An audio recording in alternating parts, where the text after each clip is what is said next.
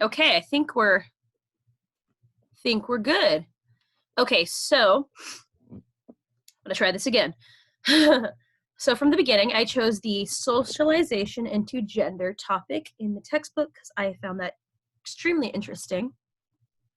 So it starts with learning the gender map. Gender is the attitudes and behaviors expected of individuals because we are either male or female. Gender socialization is based on a person's gender that they may be directed into different paths in life into contrasting attitudes and behaviors. So let's say traditionally, I don't know if we see a lot more female nurses than man nurses and a lot more male police officers than female police officers, even though there's both. This topic will discuss how gender messages from family, peers, and mass media influence society's gender map. Gender messages within the family. It starts within the family, so our parents are the first to introduce us to either gender roles or the gender map. An example is what color a child is given at a baby shower or when they're born. So if it's male, it's usually blue. If it's female, pink. If the parents are a little more modern, they tend to do neutral colors. So maybe they'll do yellow, white, or green is a really common one. Another example is based on how researchers Goldberg and Lewis concluded that some mothers encourage their daughters to be passive and dependent while their sons are more dependent and active. I think this is maybe more of a 20th century mindset possibly, or depending on how you're raised, because I feel like it's based on the cultures and who's raising the children. So toys and play. I never realized this myself until I thought about it when I was reading this chapter today. And I guess it is believed that based on our sex, parents will give us toys, different toys to play with. So I knew we always played with different toys, but I never realized that everything was extremely different. That kind of plays into gender stereotype typical roles. So girls are usually have like dolls, babies, kitchen stuff, and the boys were given trucks, cars, and Nerf guns and stuff like that. So I found that interesting. Some parents make the attempt to have gender neutral toys, which I think is extremely important because it's very modern. And I think it's important to give them options. So I feel like not to confuse them, but to give them options. Because what if they want to play with something else that other people are playing with? And that usually we tend to stick to these dolls with girls and boys with trucks and cars because that's what we see in school. And I think children, if they see somebody else have it, they want it too. So even if, so that's just like that. Additionally, most children learn gender through play. So depending on what type of parents that the children have, they may view gender roles in a more non-traditional way. So that plays into the same-sex parents. It is believed that that children of same-sex couples show less gender stereotyping, and sometimes both male and female children display feminine and masculine choices or behavior. So not necessarily, obviously it's going to be different if you have two moms or two dads. I have a mom and a dad, so I can't relate, but I feel like maybe it's not in a bad way. Maybe they're getting more of a different upbringing. It could be, I don't know, maybe that's just their thing they'll bring into the world. They have a more open mind, I would say. So I think that's important to have that in society.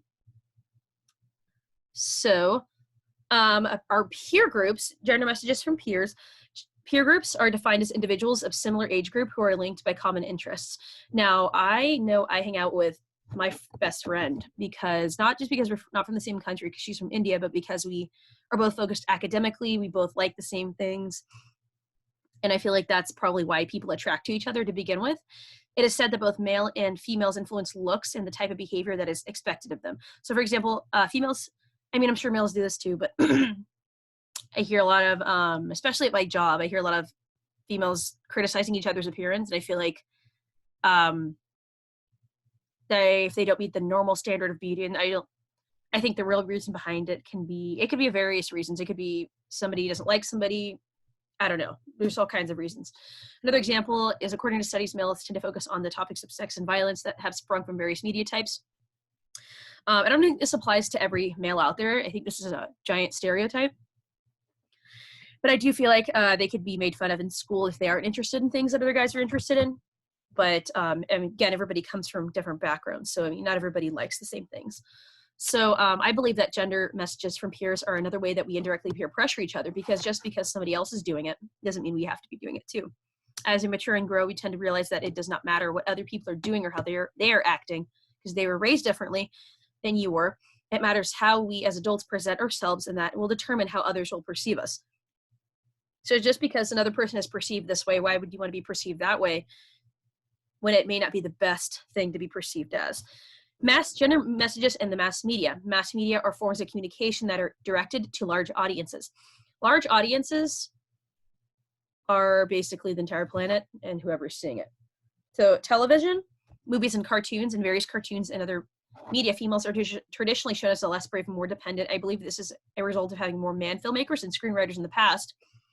I feel like as we come into the 21st century, I feel like female characters have been shown as more brave and as leaders, but the media has set specific standards of what beauty and fashion looks like. And this can apply to both male and females.